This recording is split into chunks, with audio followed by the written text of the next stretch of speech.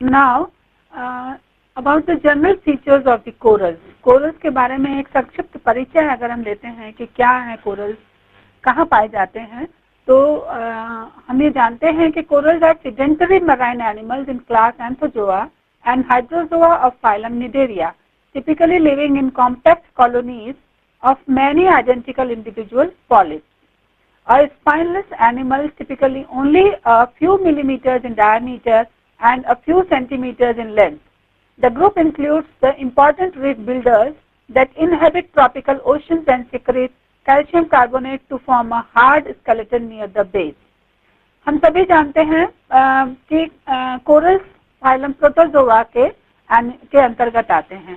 पहले जो हमारा पूर्व क्लासिफिकेशन है वो उसमें सिलेंट्रेटा संघ को अब हम नए क्लासिफिकेशन के हिसाब के अंतर्गत हमने इनको दो अलग अलग फाइलम्स में डिवाइड कर दिया है। I mean phylum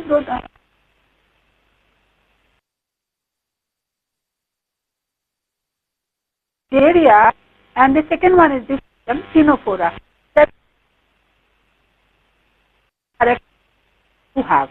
So phylum Cnidaria में हमने उन एनिमल्स को रखा है जिनमें कि नेमेटोसिस्ट यानी कि दंश कोशिकाएं पाई जाती हैं, और फाइलम Ctenophora जो यहाँ पर मैंने नहीं दिखाया है उसमें हमने उन एनिमल्स को रखा है जो कि जिनमें कॉम्ब लाइक स्ट्रक्चर्स पाए जाते हैं।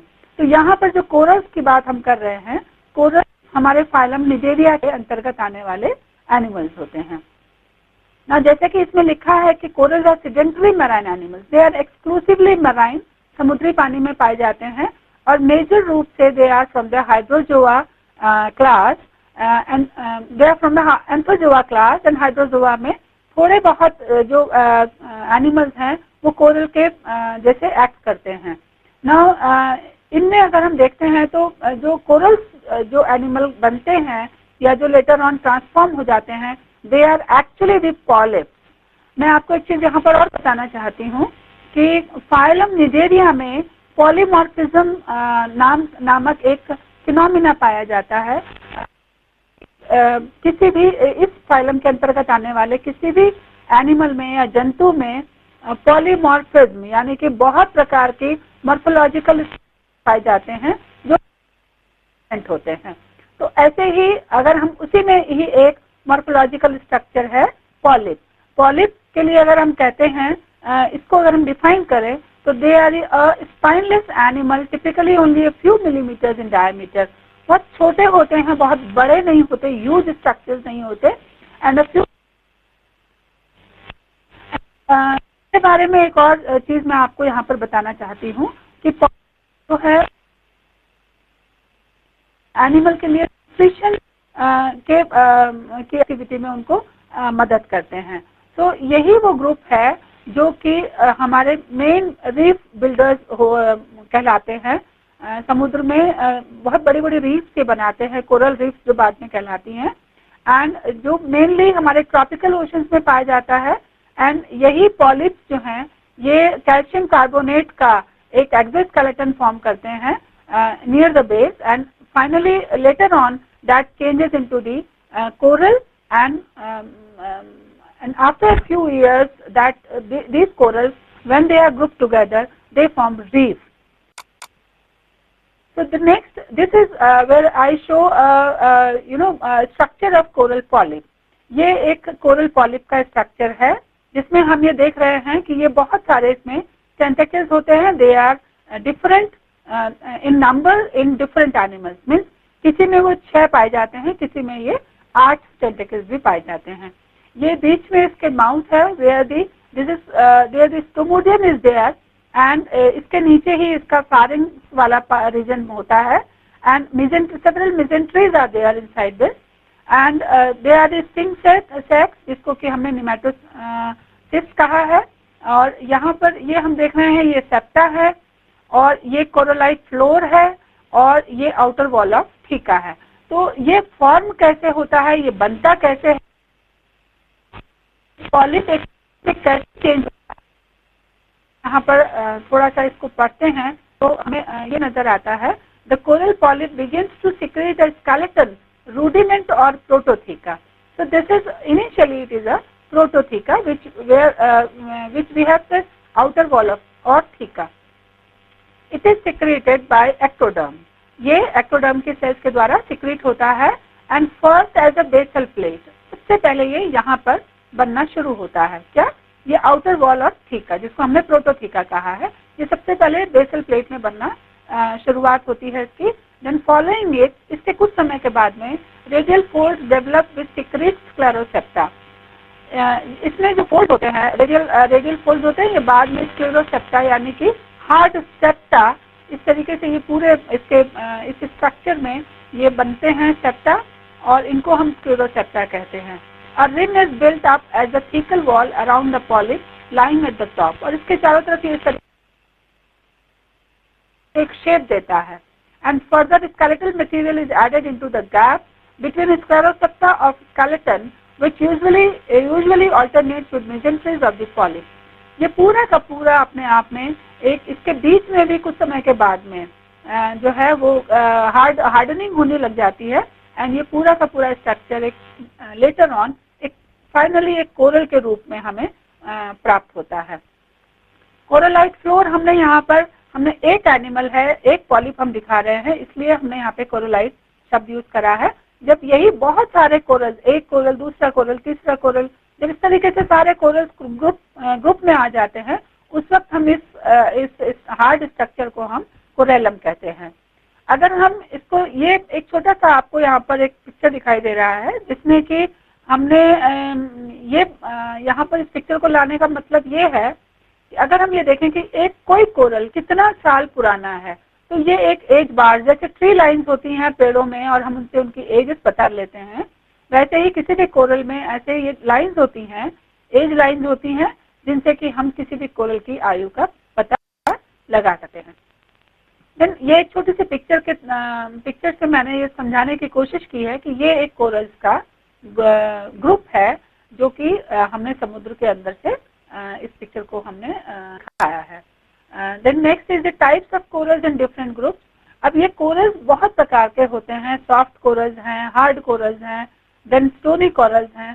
तो ये पूरे निडेरिया ग्रुप में 3 अलग अलग प्रकार के हाइड्रोजोन, ऑक्टोकोरेलियन कोरल्स एंड हेक्साकोरेलियन कोरल्स, ये अलग अलग ग्रुप्स में पाए जाते हैं.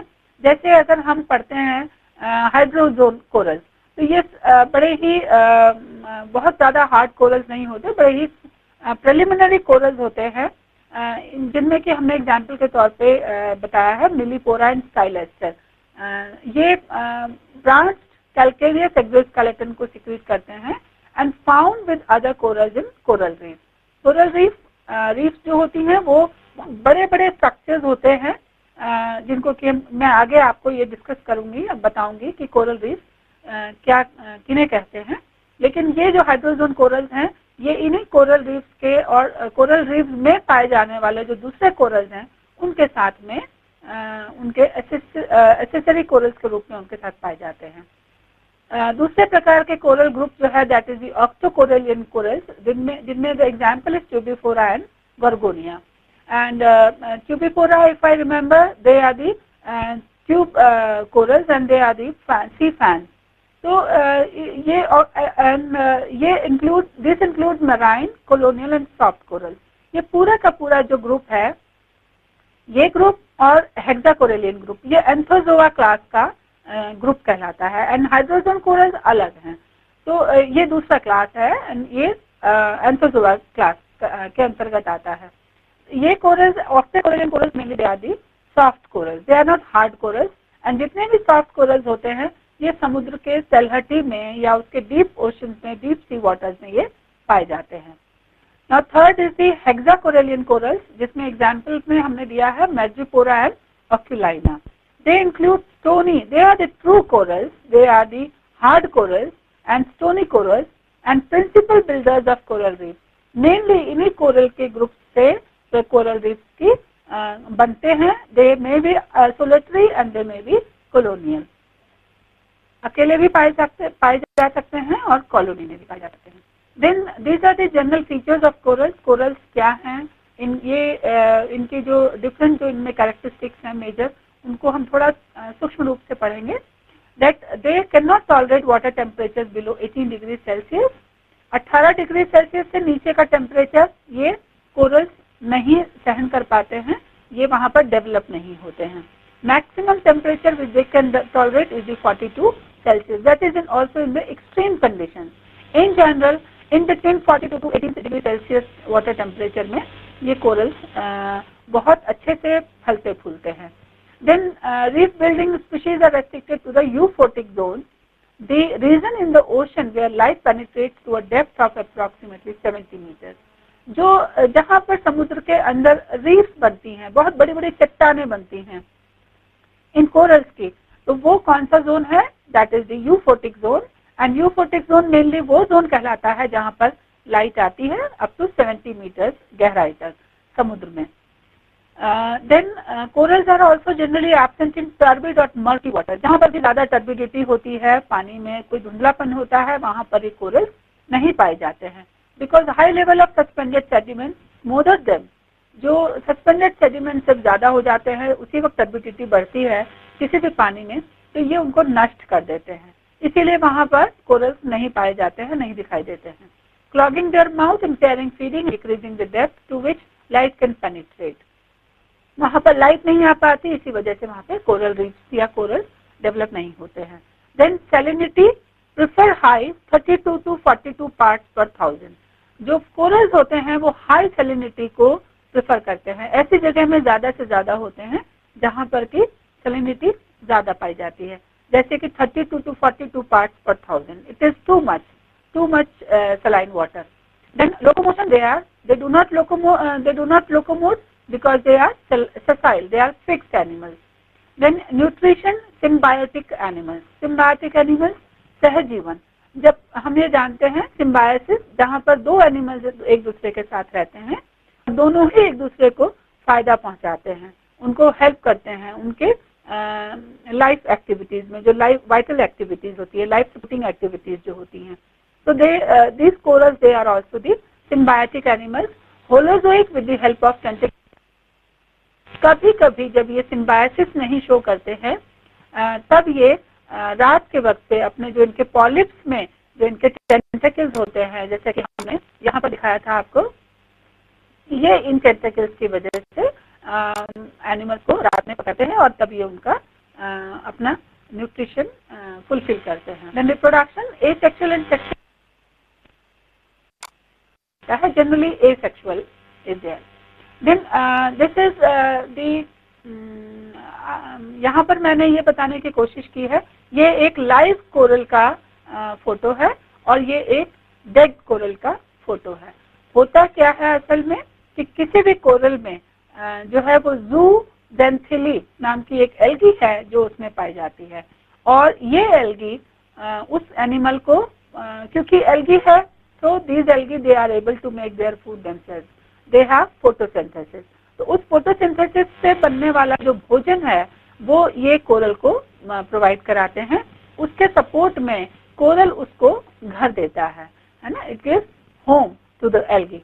It is written here, the polyps give the algae a home, while the algae is able to photosynthesize and create food, which is 98%। किसी भी कोरल को जो भोजन मिलता है, that is 98% भोजन वो एल्गी से प्राप्त करता है, which is the ज़ूज़ैंथिली algae, and other the 2% जो है वो रात में नॉक्टर्नल अपना भोजन अपने मदद से वो उसको प्राप्त करता है।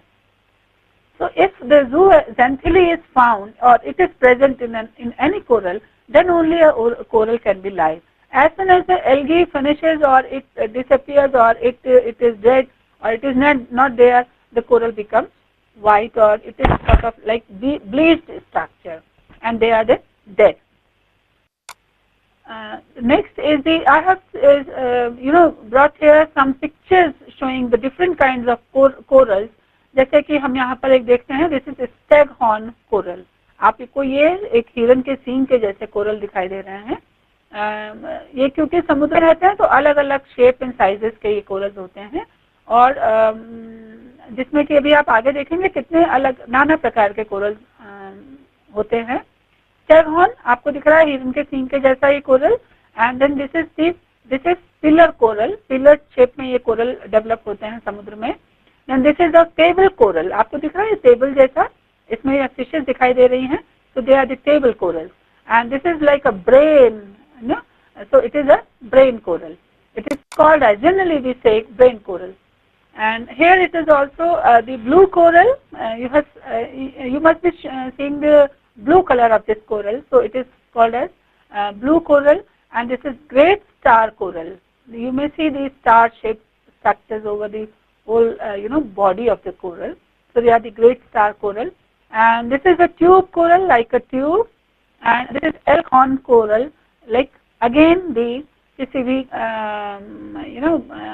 हिरन जैसे उसकी जो दूसरी एलाइड स्पीशीज होती हैं उनमें जो सींग पाए जाते हैं उनके जैसे कोरल।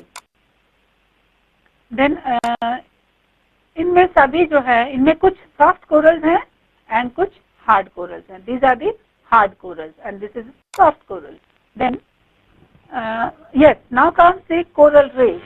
Now coral reefs क्या होती हैं? अगर हम इसको डिफाइन करें तो coral reefs begin when a polyp attaches itself to a rock on a sea floor. कोई भी कोरल जब अपने आप को सी फ्लोर के साथ में अटैच कर लेता है एंड देन डिवाइड, फिर इसमें डिवीजन होता है और bird into thousands of clone. या तो इसमें एसेक्सुअल डिवीजन होगा या इसमें सेक्सुअल डिवीजन होगा। उसके बाद ये थाउजेंड्स ऑफ क्लोन्स इसके बनते हैं और इस तरीके से बहुत बड़ी जो क्लोन्स हैं, कोरल्स हैं, वो वहाँ पर उत्पन्न हो जाते हैं। The polyps connect to one another creating a colony. सारे पॉलिप्स जो कि अगर बर्ड से बने हैं और डिवीजन से बने हैं, वो सारे के सारे पॉलिप्स एक साथ में कॉलोनी के फॉर्म में सब इकट्ठे हो जाते हैं and that acts as a single organism. ये फिर एक सिंगल ऑर्गेनिज्म के जैसे काम करने लगते हैं। As colonies grow over hundreds and thousands of years, जैसे जैसे ये कॉलोनी साल दर साल बढ़ती जाती हैं, they join with each other with other colonies and becomes reefs. इसी प्रकार से एक कॉलोनी, दूसरी कॉलोनी, तीसरी कॉलोनी, ये सब कॉलोनीज आपस में जुड़ती जाती हैं और ये रीफ्स यानी कि चट्टानों के जैसे पूरे समुद्र में फैल जाती हैं। Some of the coral reefs on the planet today began growing over 50 million years ago. ये प्रूव हो चुका है कि कुछ कोरल रीफ्स जो हैं वो इस प्लैनेट पे, अर्थ पे 50 मिलियन ईयर्स पहले से बननी शुरू हो गई थी। Reefs can grow to be very large and weigh up to several ton. बहुत बड़ी हो सकती हैं, कई किलोमीटर तक हो सकती हैं और इनका जो वजन है वो बहुत कई 100 किलो में इनका वजन हम then these are the locations of reef globally. कहाँ कहाँ पर ये रीफ जो है पूरे विश्व भर में पाई जाती हैं। जैसे कि मैंने आपसे पहले बताया था कि ये टेम्परेचर जो है 18 डिग्री से लेकर के 42 डिग्री सेल्सियस तक का टेम्परेचर ये इनको सूट करता है, इनके लिए फेवरेबल टेम्परेचर है। तो और अगर हम इस पिक्चर में देखते हैं तो ये इक्वेटर है। This is the position of the equator and we can see that most of the coral reefs which are in red color, they are around the equator. तो इसका मतलब इनको गरम जितने भी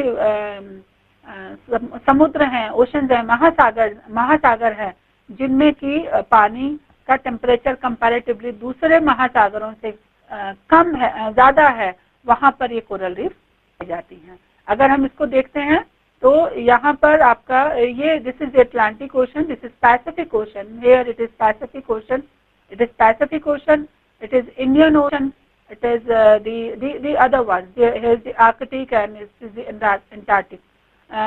So हम ये देख पा रहे हैं कि पैसिफिक ओशन और पैसिफिक ओशन या इधर ये इक्वेटर के पास, एक तो ये पैसिफिक ओशन के पास ज़्यादा दिखाई देते हैं, ये यहाँ पर ज़्यादा हमें दिखाई दे रहे हैं और बाकी थोड़ा बहुत ये यहाँ पर भी इनकी लोकेशंस हमें मिल रही हैं। This south America, it is north America and the Canada and all, and this is south Africa. तो यहाँ पर भी हमें थोड़े बहुत ये रीफ्स दिखाई दे रही हैं। It is India, it is near by, we can see here some reefs and it is Australia and there the massive coral reefs are found over at this location. And next is the types of coral reefs. Now there are 3 types of coral reefs भी 3 प्रकार की होती हैं. Number 1 is the fringing reef. second is the barrier reef, and third is the atoll. This is ATOLLS, atoll. Now ये मैंने picture से इनका बारे में थोड़ा सा और इलेबोरेटली बताने की कोशिश की है कि ये किस प्रकार से होते हैं। इसके बारे में थोड़ा सा मैं आपको एक परिचय देना चाहती हूँ कि जो फ्रिंजिंग रीफ्स या बैरियर रीफ्स या एटॉल्स हैं, एक्चुअली ये इवोल्यूशनरी, हम अगर स्टेज की बात करें तो ये यहाँ पर सबसे पहले के कोरल रीफ जब बनते हैं तो दे आर फ्रिंजिंग रीफ, और जब वो डेवलप्ड रीफ्स होते हैं कोरल रीफ तो वो एटॉल्स में चेंज हो जाते हैं। तो एटॉल्स जो होते हैं वो कंपैरेटिवली ज़्यादा इवोल्यूटेड फॉर्म्स होती हैं या ज़्यादा डेवलप्ड फॉर्म्स होती हैं एटॉल्स। एंड फ्रिंजिंग रीफ्स जो हैं they are the preliminary reefs, तो शुरुआती होती है, प्राइमरी रीफ्स होती है जब ये स्टार्टिंग जब बनना शुरू होती हैं किसी भी समुद्र में रीफ्स, तो उनको हम फ्रिंजिंग रीफ्स कहते हैं। ये आप देख रहे हैं, ये कोरल रीफ्स कहीं पर भी जहाँ पर कोई वोल्केनिक आइलैंड है या कोई छोटे से कॉन्टिनेंट होते हैं उनके चारों तरफ जो हैं ये रीफ्स बननी शुरू होती हैं। They are very short in you know, अगर हम इनका रेंज देखें तो छोटी होती हैं, मुश्किल से तक ये पाई जाती हैं ये जो रीफ्स होती हैं, और ये ट्रॉपिकल सीज में तो पाई जाती है, जैसा हमने बताया कि सारे के सारे जितने भी गर्म वो हैं समुद्र हैं उनमें ये प्राप्त होती हैं। देन बैरियर रीफ की बात करें तो ये जैसे ये वोल्केनिक आइलैंड है या कोई भी कॉन्टिनेंट है, जब ये घटना शुरू होता है थोड़ा धीरे समय के साथ में, कुछ सालों के बाद, कई सौ सालों के बाद, तो इसका जो ये फ्रिंजिंग रीफ्स हैं ये थोड़ा सा अपना इनका जो डेवलपमेंट होता है वो towards the this part of the island वो होना शुरू हो जाता है, क्योंकि इसको ज़्यादा जगह मिलती है, शैलो लैंड मिलती है, तो रीफ्स इधर की तरफ बढ़ना शुरू हो जाती हैं।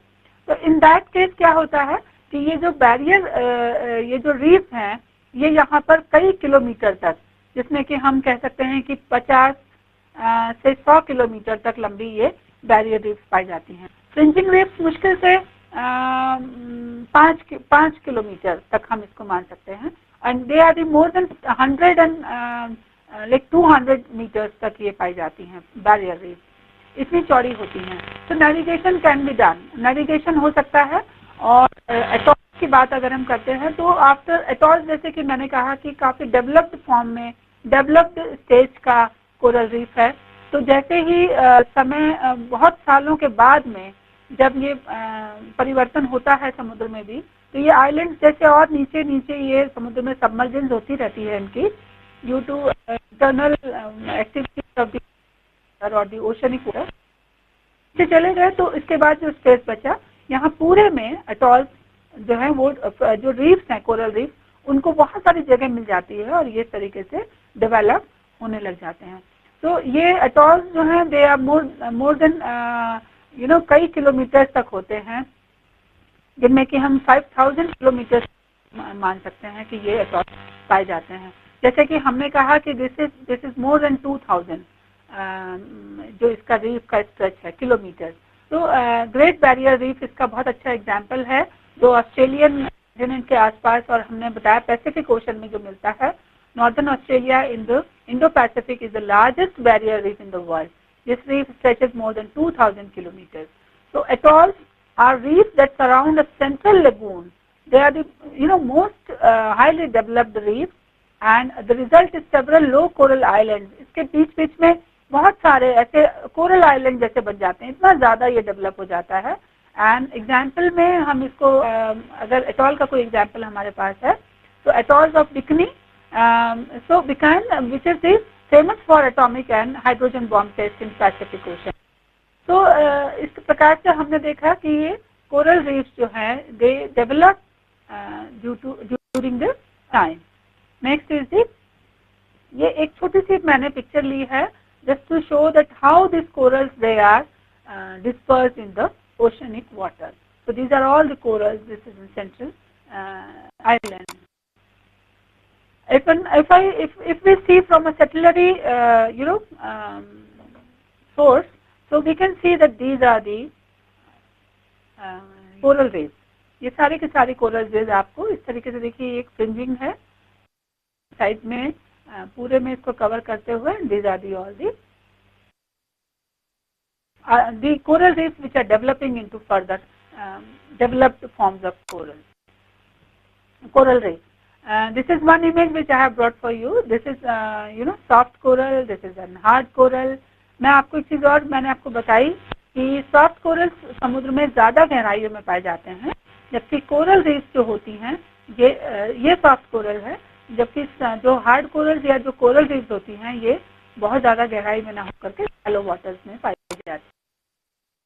ये एक आपको दूसरा एक पिक्चर देखने को मिल रहा है जिसमें कि हार्ड कोरल सो बिग, ये करीबन 2 मीटर लंबा, ये इससे भी ज्यादा लंबा जो है ये कोरल होगा। आप देख सकते हैं इसके अंदर किस तरीके से छोटी मछलियां जो हैं वो अपना शेल्टर मिल रहा है। ये इनके ब्रीडिंग ग्राउंड होते हैं, ये इनके होम्स होते हैं जहाँ पर ये रहती हैं। और नर्सरी पॉन्ड जैसे ये यहाँ पे इनके लिए ये एक एक्ट करता है ये प्लेस। फर्दर ये भी एक बहुत सुंदर एक इमेज है जिसमें कि आप एक कोरल को देख रहे हैं। This is a coral, again in the corals under the sea water. ये देखिए आप सब, ये हार्ड कोरल्स हैं, ये सारी छोटी छोटी मछलियां आपको दिखाई दे रही है। ऑफ यूफोटिक जोन आप देख सकते हैं कि सनलाइट इन पर पड़ रही है, so it is not below the euphotic zone, above the euphotic zone, in between the euphotic zone in fact. And this is a gorgonia, बहुत ही सुंदर आपको एक रेड कलर इसमें दिख just because of the zooxanthellae जो हमने algae की इसमें पाई जाती है। ये आप इनका जो ग्रीन कलर देख रहे हैं सारे कोरल्स का, ये सब एल्गी के होने से पहले भी बताया। फिर से ये एक सॉफ्ट कोरल है, ये आपको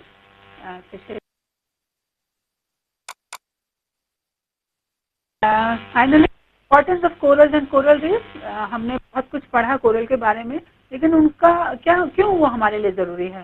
समुद्र में इतने सारे होते हैं, लेकिन उनके होने से समुद्र में क्या है, क्या फायदा है, और रीफ्स का क्या फायदा है, इसके बारे में थोड़ा सा एक छोटा जल्दी से हम इस बारे में समझेंगे। Coral remove and recycle carbon dioxide. देखिए कितनी बड़ी एक जो कार्बन डाइऑक्साइड जिसकी वजह से जो है वो ऐसा मतलब कई सारी हम कार्बन डाइऑक्साइड हो जाता है इकोसिस्टम में। तो ये क्या करते हैं कोरल, क्योंकि एल्गी है इसमें और भी कई प्रकार के इसके स्केलेटन स्ट्रक्चर्स हैं और कई प्रकार की वाइटल एक्टिविटीज हैं। तो what they do, they remove and recycle carbon dioxide which they are using during the photosynthesis. Excessive amount of this gas contribute to global warming. We all know that wherever the carbon dioxide the concentration is much, global warming is happening. Then the other one is the reefs shelter land from harsh ocean storms and floods by breaking the force of the waves, thereby allowing mangroves and seagrass to flourish. होता क्या है कि जहाँ पर भी ये reefs पाई जाती हैं, वो जब भी समुद्र में तूफान आते हैं या उसमें बहुत ज़्यादा जैसे सुनामी है या और दूसरे प्रकार के हरिकेन्स हैं या और दूसरे प्रकार के जो साइक्लोन्स आते हैं जिसकी वजह से पानी बहुत ज़्यादा फ्लडेड फॉर्म में आता है, वहाँ पर ये जो रीफ्स है ये उसके लिए बैरियर का काम करते हैं। बैरियर उसको रोकने का काम करते हैं, उसके स्पीड को कम करते हैं और उसको आगे बढ़ने से रोकते हैं, जिसकी वजह से ये breaking the force of waves, ये उन वेव्स का फोर्स को ब्रेक करते हैं और जिसकी वजह से मैनग्रोव्स या सी ग्रासेस को आगे उनको और ज़्यादा फ्लरिश करने के लिए, जिससे और ज़्यादा उत्पन्न हो और फले फूलें, उसमें ये मदद करते हैं। हम सभी जानते हैं कि मैनग्रोव्स और सी ग्रासेस का हमारे लिए क्या इम्पोर्टेंट है। Then reefs provide resources for fishery. जैसे कि हमने देखा कि कई सारे रीफ्स के अंदर बहुत सारी देखी हमने, तो ये मछलियाँ भी थी, एल्गी भी थी, छोटे छोटे कीड़े मकोड़े और जो पानी के अंदर पाए जाते हैं वो भी होते हैं। तो ये फिशरीज में यानी कि और जो दूसरे प्रकार के, चाहे वो फिश से रिलेटेड फिशरीज हो या वो प्रॉन से रिलेटेड हो, व्हाटएवर जो भी है, उसके लिए वो रिसोर्सेज का काम करते हैं, क्योंकि वहाँ पर उन मछली के लिए या वो जो दूसरे प्रकार के बड़े जानवर हैं उनके वहाँ पर उनको भोजन प्राप्त होता है। तो दे अट्रैक्ट वेयर इसी तरीके से यहाँ पर इन इस प्रकार के जो फिशरीज से रिलेटेड जो भी एस्पेक्ट्स हैं उनके लिए वो कई लोगों को वहाँ पर अट्रैक्ट करते हैं। जैसे आपने देखा था अभी एक आदमी समुद्र के नीचे तलहटी में वो अपनी रिसर्च कर रहे थे, whatever they are doing. The coral reef is an intricate ecosystem and contains a diverse collection of organisms. Without the reef, these organisms would die. अभी हमने देखा कि कोरल रीफ में बहुत बड़ी बड़ी चट्टानें होती हैं, तो बहुत बड़ी मछलियाँ, छोटी मछलियाँ, अन्य समुद्री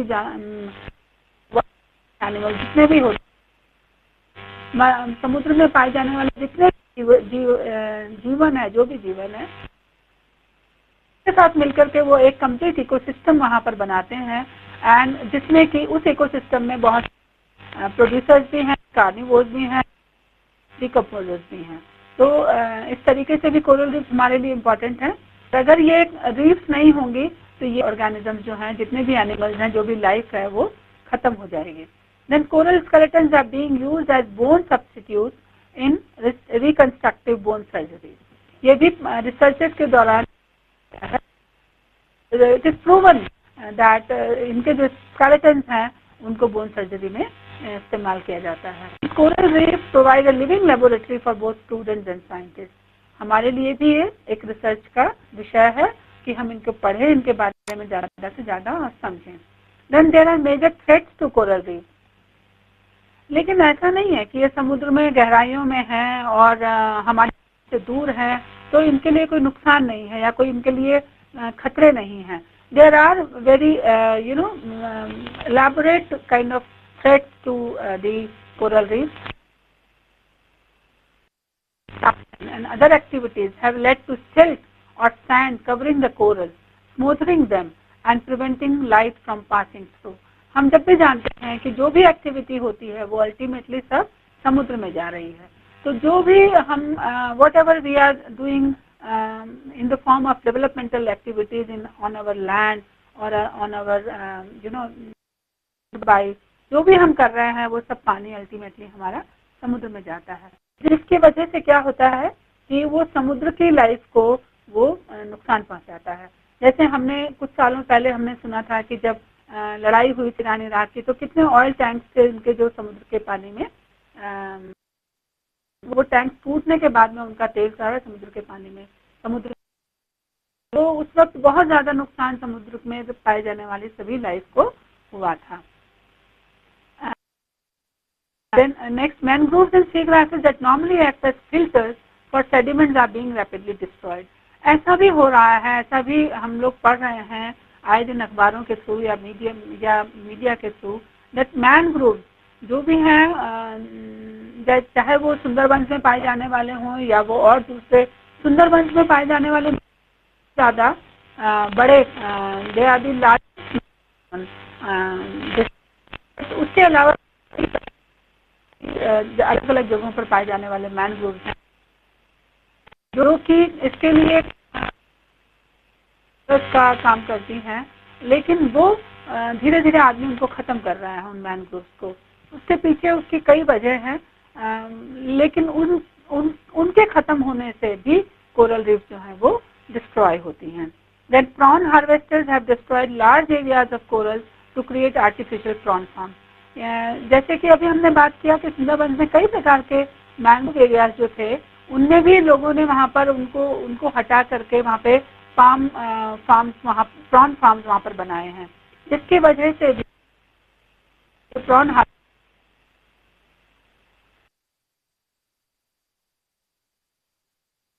this is again a very major threat to the coral reef. Then fishing with have reduced nearby.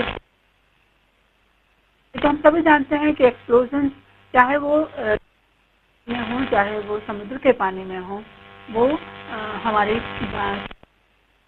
Life को वो डिस्टर्ब करते हैं। तो कोरल भी एक लाइफ है, ये हमें नहीं भूलना चाहिए।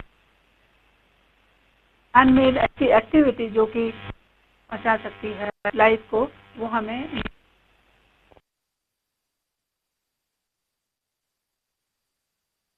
30% of existing reefs in the next 30 years. ये तो हम सभी जान रहे हैं कि ग्लोबल वार्मिंग या क्लाइमेट चेंज जो है वो एक very hot issue which globally people are discussing all over through the world. But इसी के ही तहत हम ये कह सकते हैं कि कोई भी प्रकार का पोल्यूशन हो, whether it is an air pollution, water pollution, or the nuclear pollution, the global warming and the sedimentation. Every pollution, global warming and sedimentation, and other the activities, they could kill 30% of the existing reefs in next 30 years. इतना ज़्यादा आने वाले 30 सालों में जो है वो 30% तक एग्जिस्टिंग रीफ्स को नुकसान पहुंचा सकते हैं। एक और चीज़ यहाँ पर मैं आपको बताना चाहती हूँ कि समुद्र के अंदर जो ये कोरल्स होते हैं, ये एल्गी इनमें होती है और भी कई प्रकार की लाइफ है। पूरा इकोसिस्टम है ये मराइन इकोसिस्टम, जो कि सी को या ओशंस को, जो मरीन इकोसिस्टम है उसको बैलेंस करने का काम करता है ये जो कोरल रीफ्स हैं या कोरल्स हैं। तो अगर इनको किसी भी प्रकार का थ्रेट होता है तो वो बैलेंस हमारे समुद्र के अंदर का खत्म होता है। और इसी कोरल रीफ्स के डिस्टर्बेंस में होने वाले डिस्टर्बेंसेस की वजह से, या उनको जो जिस तरीके से उनको थ्रेट्स हैं या उनमें जो डिस्टर्बेंसेस हो रहे हैं, खत्म हो रहे हैं, उनकी वजह से हमारे एल नीनो इफेक्ट्स जो हैं वो हमारे देखने को प्राप्त हो रहे हैं, which are responsible, these El Nino effects they are responsible for the weather change of any South America or the Pacific Ocean or whatever. तो ऐसा नहीं हम समझ सकते कि समुद्र में होने वाली या महासागरों में होने वाली कोई भी डिस्टर्बेंस वो हमारे लिए नुकसानदायक नहीं है। नहीं, वो अल्टीमेटली कहीं ना कहीं आकर के हमको नुकसान देता है। Then life with corals. This is the final and the last slide of this nation. Tiny coral polyps, tiny coral polyps living in symbiosis with photosynthetic algae build huge limestone reefs that harbor more plant and animal species than any other ecosystem on the earth. हम जानते हैं ecosystems बहुत प्रकार से होते हैं। जो पर्यावरण बच्चे पढ़ते हैं, बायोलॉजी पढ़ते हैं, वो सब जानते हैं कि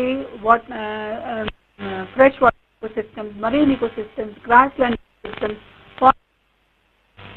एक जगह पर अपना एक इकोसिस्टम, हर एक एनवायरनमेंट में अलग अलग प्रकार के इकोसिस्टम्स पाए जाते हैं, जिसमें कि मरीन इकोसिस्टम की बात अगर हम करते हैं और उसमें भी हम कोरल्स की बात करते हैं, तो मरीन इकोसिस्टम में जो कोरल्स हैं उनमें किसी भी दूसरे इकोसिस्टम, इस पृथ्वी पर पाए जाने वाले किसी भी दूसरे इकोसिस्टम से में जो एनिमल या प्लांट लाइफ होती हैं उनसे कहीं ज़्यादा प्लांट और animal life species in ecosystems में कोरल्स के साथ में पाई जाती हैं, कोरल के फॉर्म में पाई जाती हैं, कोरल्स के साथ पाई जाती हैं।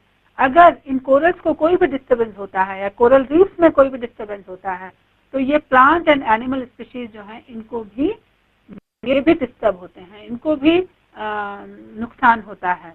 तो ये हमें नहीं भूलना चाहिए कि कोरल्स के रूप में या कोरल्स के साथ में कई प्लांट और एनिमल स्पीशीज हैं जो कि हमारे मरीन इकोसिस्टम पे सबसे ज्यादा इस पृथ्वी पर पाई जाती हैं। Then second, coral reefs teem with life. Teem माने भरी हुई, they are covered with life, covering less than 1% of the ocean floor. भले ही कोरल फ्लोर, ओशनिक महासागरों का जो भी महासागर हैं उनमें भले ही वो 1% से ज्यादा नहीं है कोरल रीफ, लेकिन वो हमारे marine creatures, they are supporting about 25% of all marine creatures. लेकिन वो हमारे समुद्री वातावरण में पाए जाने वाले 25% लाइफ को वो सपोर्ट करते हैं कोरल। जब भले ही वो 1% ओशन को कवर करते हैं, एक मतलब समुद्र में 1% पाए जाते हैं, 1% का स्थान लेते हैं, लेकिन वो हमारे 25% लाइफ को वो सपोर्ट करते हैं। बात कोरल्स के लिए कह रही हूँ। तो ये बात हम समझ चुके हैं कि कोरल्स हमारे लिए कितने इम्पोर्टेंट हैं, that they are supporting our animal, so many animal and plant species in sum. अगर हम कोरल्स को नुकसान पहुंचाएंगे तो वो एनिमल और प्लांट स्पीशीज भी नुकसान में आएंगी, वो खत्म हो सकती है। खत्म होने से पूरा इकोसिस्टम बिगड़ सकता है। इस तरीके से अगर हमें पर्यावरण, समुद्री पर्यावरण पर ध्यान देना